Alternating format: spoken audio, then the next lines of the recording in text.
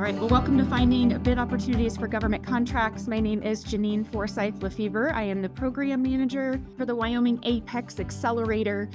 All of you have worked with us, and we're very grateful for that. And we wanted to chat with you today about finding opportunities for government contracts. Of course, I'm going to preface this training by saying that there are third-party bid match providers that you can purchase bid match services through. And those do range from, fairly affordable to thousands and thousands of dollars a year, depending on what you do and how many bells and whistles you want. Our bid match service is free, but just know that there are other options out there for you if it's crucial for your business. As we move through the presentation today, I have a couple of slides, nothing crazy, and then we're just going to do some live demo. We're going to go out to SAM.gov. I'll show you how to create a search and save it and get it emailed to you. We're going to go look at public purchase. We'll do a quick little peek at bidnet direct. And because I am sharing my screen, I am keeping my video off just to save my bandwidth and yours, but rest assured, it's great to have you on. All right, so here's how I would like to run the call today. I'm going to go over some general information. Then we'll go out and look at SAM.gov. Then we'll look at public purchase. I'll show you bidnet direct. So let's first talk about finding federal opportunities, federal government bid opportunities. And when I say opportunities, this could be solicitations. It could be sources sought. It could be industry days or matchmaking events that the government puts on. SAM.gov hosts all of those types of things, and it's important that you know how to access those. So for SAM.gov, the rule is any federal opportunity above $25,000 has to be posted on SAM.gov. So when we go out there to look, those are the types of opportunities that we will be seeing, those that are above $25K. For opportunities below $25,000, this is where things start getting a little bit murky, a little bit harder to find. So I just wanted to give you kind of the basics of the rules. FAR 13104 directs contracting personnel that they have to solicit at least 3 sources to promote competition to the maximum extent practicable. For jobs that are $15,000 to $25,000, they just have to put those in a public place or by any appropriate electronic means. That leaves things open to interpretation. And then $10,000 to $15,000, they just have to promote competition to the maximum extent practicable. Things under $10,000 are what we would refer to as a micro purchase. And a lot of times those are being purchased with a government P card or a government credit card. We can provide one-on-one coaching and assistance regarding really honing in on some of these opportunities, especially micro purchases. I'm not going to go through that in depth today on this call, but just know we do have information about that. We have access to other training about that. So if that's something you would like to learn more about, please just get a hold of us and I'll have our contact information displayed at the end of our call today. Alrighty, so where can you find postings of federal open market opportunities? Like we said, SAM.gov. It is the required source for things over $25,000. There are a couple of little exceptions, but general rule, things over 25 grand are going to be out there. Actual solicitations can be posted on a separate website. FedConnect.net is actually used by multiple agencies. You can see an awful lot of opportunities out there. That's a good one for you to bookmark and look at. If we have time today, I'll show you that site, but it's pretty self-explanatory. You go to FedConnect.net, you register as a vendor, and you can start to see open bids. The Navy, for example, posts electronic commerce online on their own page. The DLA, the Defense Logistics Agency, has their own internet bid board system. It's called DIBS because we know they love acronyms.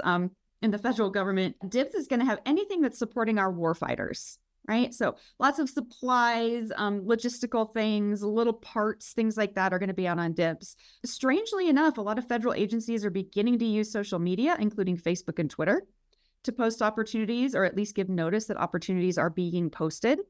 If you're a supplier of goods, there's also a reverse auction portal called the Unisum Marketplace. The government will put out something, we need 57 widgets, and then folks are going to bid, and usually it's the lowest bidder wins, right? The work. So Unisum Marketplace is a great place to go if you're selling things like bolts, screws, widgets, batteries, things like that. And then individual agencies will often have their own procurement websites. And our bid match service is scraping from all of these sites. But if you know that there is an agency that you really want to work with, say you want to target FEMA, a great practice would be to just Google FEMA procurement in your search engine, and oftentimes it will bring you right to their procurement page. So if you know you have a target agency that you want to work with, doing a little bit of Google research to find their procurement page can be incredibly helpful. The second part of this call today is talking about state and local market opportunities. So this would be city governments, county governments, state governments, anything that's not federal. Public universities would fall under state or local governments. Public purchase is one that we're going to look at today. That is a platform that many state and local governments across the U.S. use, many in Wyoming use. BidNet Direct is another one. On BidNet Direct, there's actually a Rocky Mountain procurement group that you can have access to, and that includes the University of Wyoming. It includes lots of Colorado state and local governments. FedConnect.net, also used, and then individual agency procurement sites again. Agency name and procurement. So if you know, I would love to work with Campbell County, Wyoming. If you Google Campbell County, Wyoming procurement, oftentimes it'll take you right to their procurement websites. If the word procurement doesn't bring anything up, you can always try bid opportunities as a phrase. Alrighty, so here is SAM.gov. And I am logged in. You'll see I've logged in, so I'm looking at my workspace. This is what your screen will look like when you log into SAM.gov. One thing that I will note, if you just Google SAM.gov, the very first couple of websites Google will show you are actually not the real government website. They're third-party vendors that you can pay to do a SAM registration for you. So first tip, make sure you're actually on SAM.gov. And then once you get to your workspace, I think the best way to do this is to just go to this search. And search is directly under our Uncle Sam top hat here. And it brings up this page. And a lot of people get here and they go, well, now what? And I don't know what I'm looking for.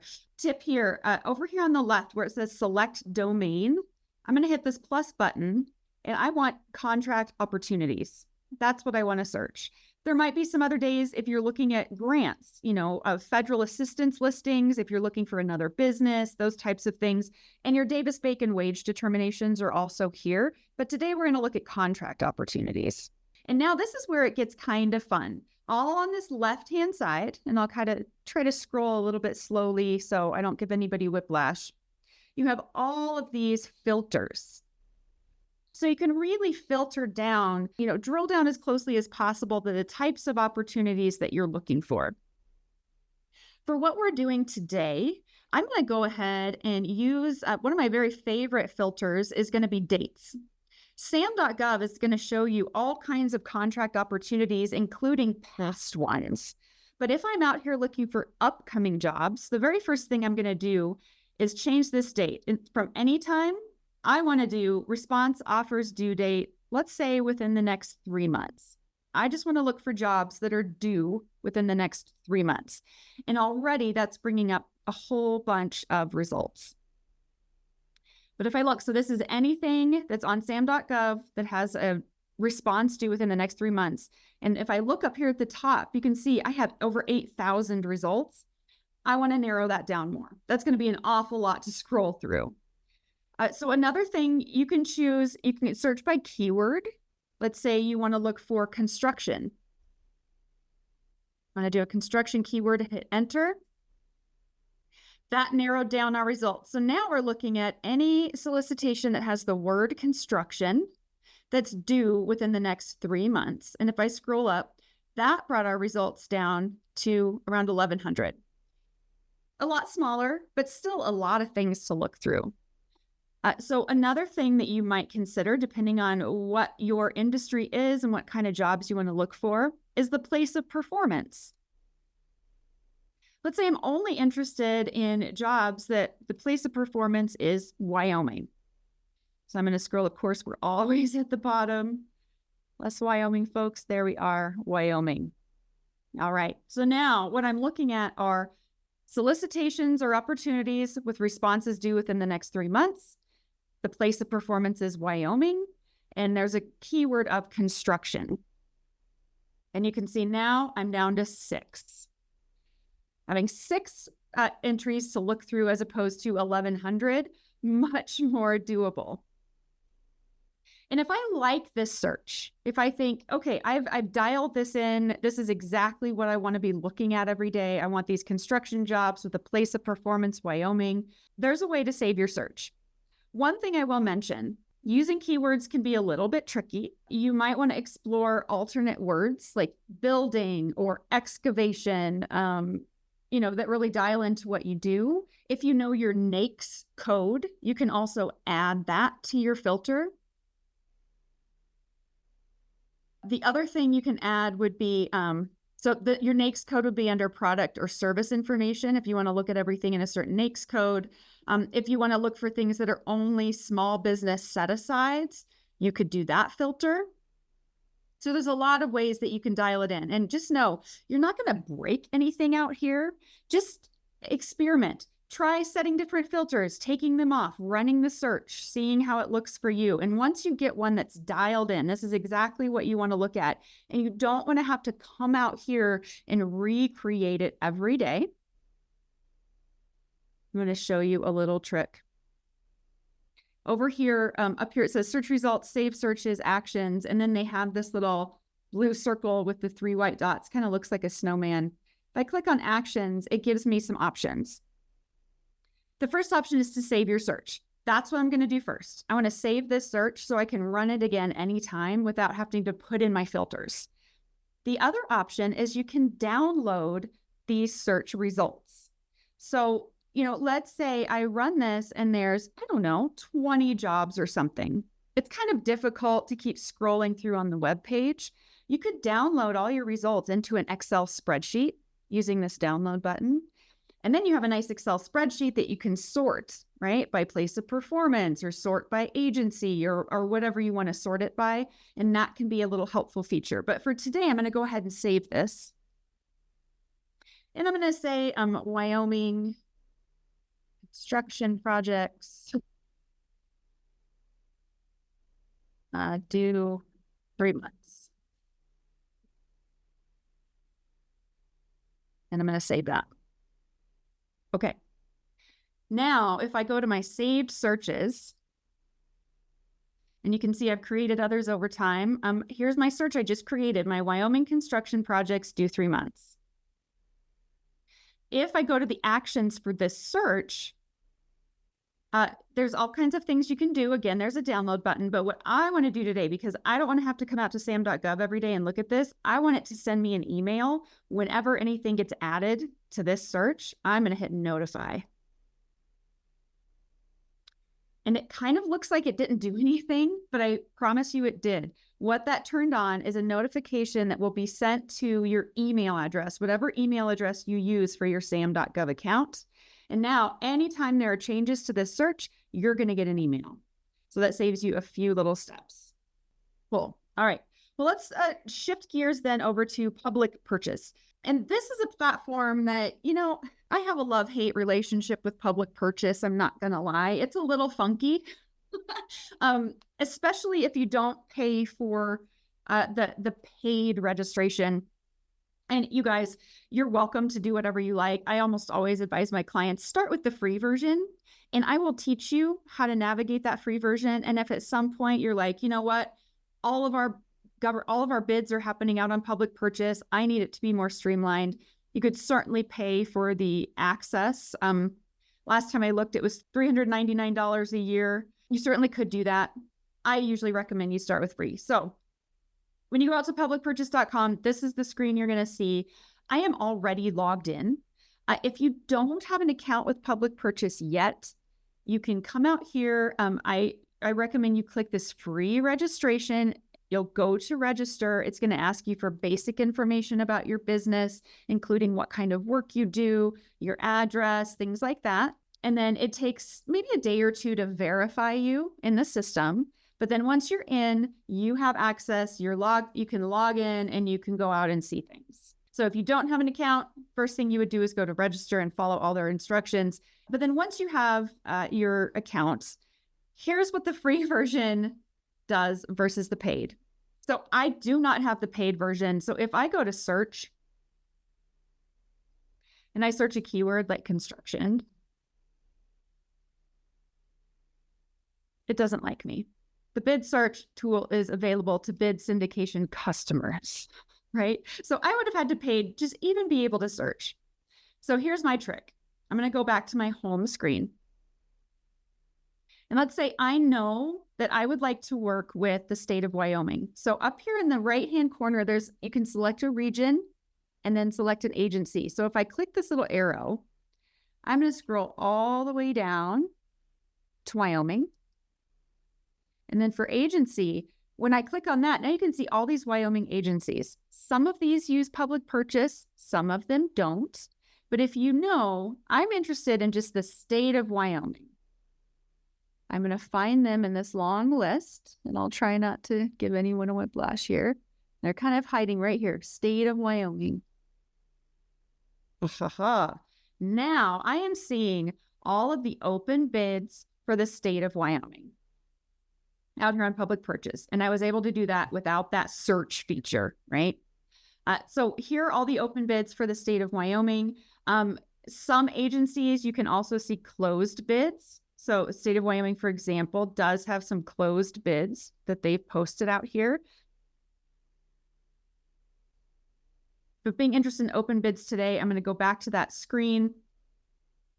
And let's say I am interested. Let's see what's out here today. All right, there's a camper trailer. That sounds interesting. I'm going to click on that one. Supply and delivery of one new model Northwood Nash 24B 4-season bumper pull camper trailer. That's a mouthful. I'm going to click there. Okay, so here is this open bid here on public purchase. Just like in SAM.gov, when you look at those, it's going to give you information about the bid type, the start date, the end date. This is critical, you all, the end date of a bid. Oftentimes responses are due at kind of a funky time of day. People can assume it's by close of business, but here you can see it's by 2 o'clock Mountain Time. Just a little pro tip, take a peek at that. It's going to give you contact information for the individual. If anyone has asked questions about this opportunity, they will be posted over here. So I always recommend you look at any questions anyone has asked.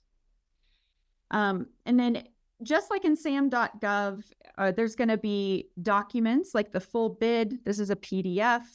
And then bidding conditions. You're going to want to look at any documents that are here associated with the bid. And then in public purchase, if you want to respond, you just respond right here within the platform. So if I was ready to submit a proposal on this one, I would hit respond to bid and go. And for many of you that have been using our bid match to find opportunities on public purchase, you already know this part, right? But bid match was just linking you directly to this page, as opposed to you having to go in from the beginning, the home screen of public purchase, and get to this job. So again, I know this is a little bit funky. You can pay for the $400 a year thing if you want to have more access to just do quick searches and stuff like that. But if you're like, I can hang tight until the Apex's bid match comes back online, this is how you can go out into public purchase and access and find some of these bids. Now we're seeing bidnet, and I have already logged in again. Bidnet Direct is very similar to public purchase in that you do have to register and get an account. So I just logged out so you can see this. When you first go to Bidnet Direct, if you just go to the main site, this is what it's going to look like. You do not have to be logged in typically to find bids, but you will need to be logged in to submit a proposal or anything. So if I say city of Wyoming and search, it does bring up the University of Wyoming's open bids and RFPs. Right now they have 2, Western Confluence Magazine Printing and Financial Services. And then you can see there are 137 closed solicitations that might interest us that we could look at. I'm not going to be able to get super far here without being logged in. All right, and this is going to give me access to a lot more. Just like public purchase, though, you all, just so you know, they do want to sell you an upgraded, quote unquote, upgraded plan. That is entirely up to you. If you are going to be using BidNet just like crazy every single day, this is where you are, this is where you hang out, this is where all your work is coming from, you might want to consider the paid version. Again, just like with public purchase, I always recommend my folks start with the free. and see how you do. And then if you want to upgrade, you always can. One thing I wanted to show you here is I'm going to go to participating organizations. So this can be everybody that puts their procurement opportunities out on BidNet Direct. Okay, and right now, because BidNet, I have an account, it knows where I am located. They're showing me right now the Rocky Mountain e-purchasing system. So this is going to include folks that are in our general area. But if I look at this down arrow, I can see other groups, right? Texas, Utah, South Dakota, Pennsylvania, Oregon. I mean, there's a lot of different folks that are out here. Montana, maybe of interest to some folks. But I like this Rocky Mountain one. It's typically Wyoming and Colorado with a couple other little things sprinkled in. And you can see here, it has these nice tiles showing you all of the different agencies that are out here. And it is in alphabetical order. So if I know I'm looking for the University of Wyoming, for example, I know that I'm probably going to want towards the end. But here's Casper College, for those of you folks that are located in that area. Oh, Chaffee County, Colorado. Love that county. Most 14ers in the world are located in Chaffee County. Fun fact. I'm going to go down to page 9 because I just happen to know University of Wyoming is at the very end. But there's lots of town governments out here. University of Colorado is here. And here we are. Steamboat, Little Bucking Horse, University of Wyoming. And if I click on that tile, here are the University of Wyoming bid opportunities out on BidNet Direct. And they show us the open solicitations, the closed, and the awarded. So if I was interested in providing this magazine printing, I'm going to click on this opportunity. And one thing about BidNet Direct, like you can see the user interface on this is a little more sophisticated than public purchase. Over here on the left, it's saying you have 10 days, 3 hours, and 22 minutes to submit a proposal on this bid, which is kind of handy. But same thing, it's going to give you the basic information, the ID numbers, all of those types of things, the details, the location, all your dates, a contact person at UW in this case for the bid, and then all of your bid documents. And again, these are going to be downloads that you would want to take a peek at before you submit anything, because it's going to tell you what kind of information they need. And, you know, we've done other trainings on how to read and respond to solicitations, and Sarah and I, we do this all the time. If you run across a bid that you want to respond to, we will help you walk through it. We'll help you craft your proposal and make sure that you put your best foot forward there. So you can always reach out to us. On the left-hand side here are all of your menu items so that you can see different parts of the bid and the documents. That's going to be one of the most important things. Any Q&A, any questions?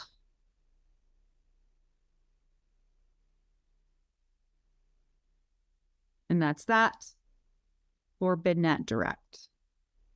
Here's FedConnect.net. You guys, I know it's kind of a pain. It's like everywhere you go, you got to create an account. You got to sign in.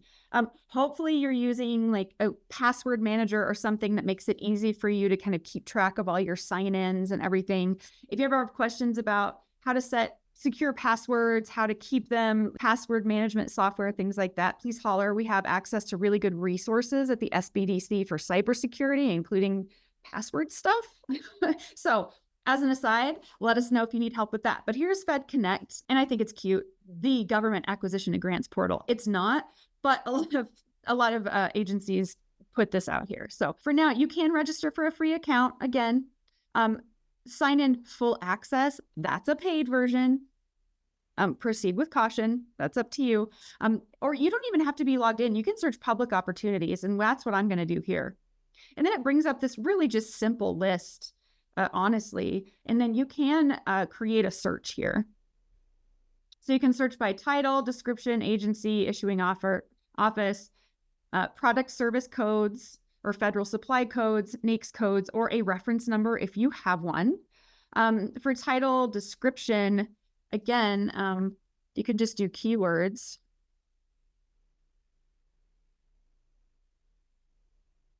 And that's going to bring up a list of things. One thing about FedConnect that I find kind of frustrating, it doesn't like show you how many results you got, like they would in SAM. It doesn't let you narrow it by place of performance, for example, things like that. So it is a little bit more clunky, which is why when our bid match is up and running, that is very, very helpful because it's going to, go out and scrape jobs that pertain to you. But in the meantime, if you know that you're going to be looking for something out here, this is kind of the clunky way to do it for free, or you can sign up for the paid version. Again, that's up to you. But one thing, you can sort this just out here on this search screen. So you can sort it by title, by type, by agency. So if I click the agency sort, that is going to put it in alphabetical order by agency, which can be helpful, but honestly, I don't know that it super is. Issue date or response dates due, you could sort by that. Just see, okay, what's going to be due? And it's giving us a whole bunch of past stuff. So if I do it again, it'll give us the most recent stuff. Yeah. And actually, it's giving us things that don't have a due date, right? Like, it's just clunky, you all. But FedConnect, this is what it looks like. And if you sign in, you do have a little bit more wiggle room in terms of searching and things like that. But this is another place you may want to peek at on FedConnect.net.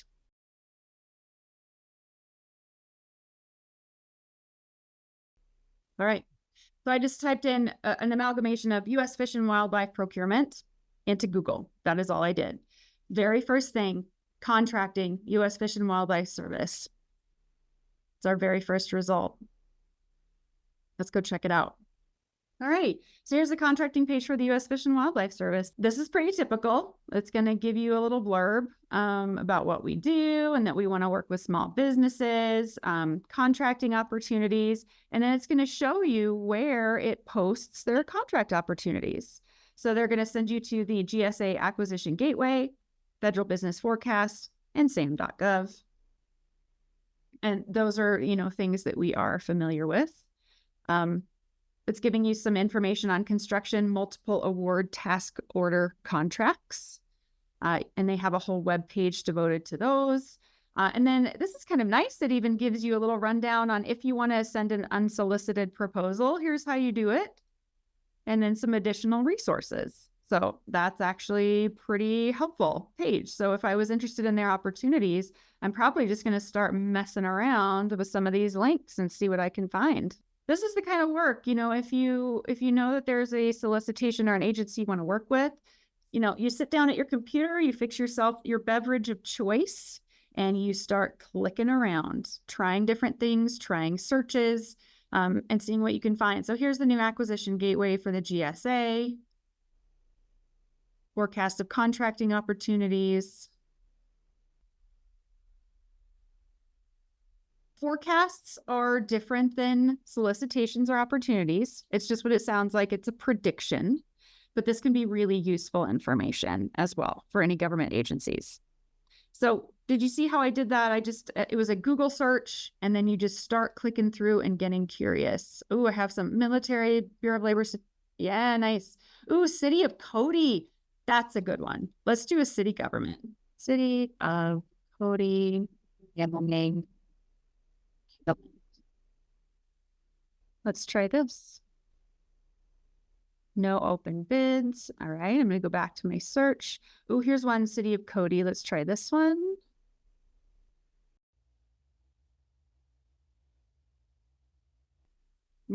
Bids.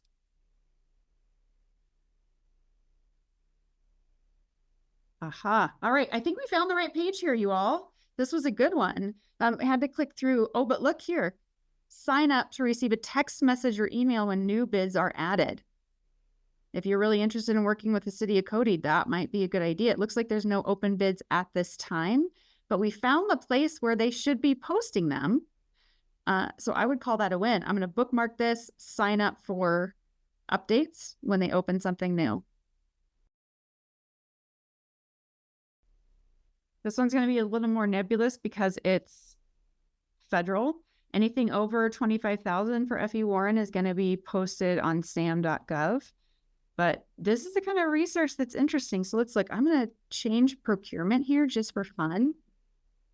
to bid opportunities.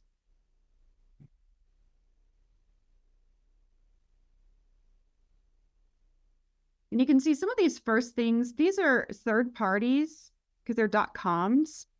I'm looking to see if there is a .gov.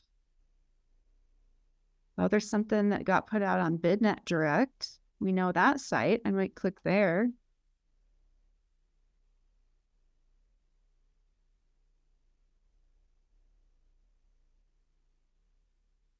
In order to do that, you must upgrade to federal notification.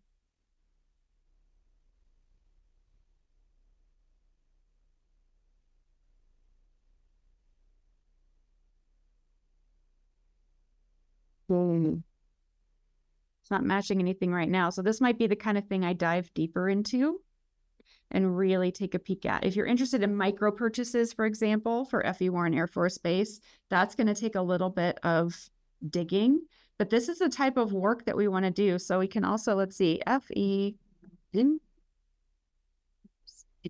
small bills.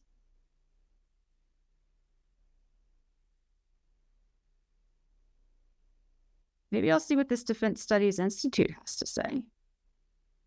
But this is kind of the Googling, kind of the digging that you can do if you know there's an agency you really want to work for. So this actually does seem like it's offering a little bit of good information. We don't know how up to date it is.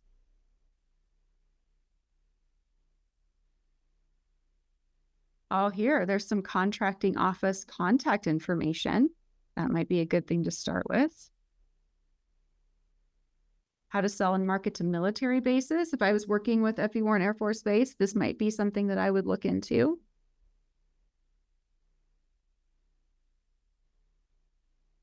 This is a great example of a little bit of tenacity, a little bit of curiosity. And again, this is the kind of work that Sarah and I can help you with.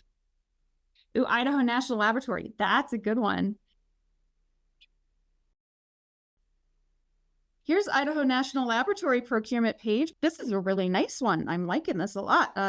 It's linking us to things that are pertinent right at the top here.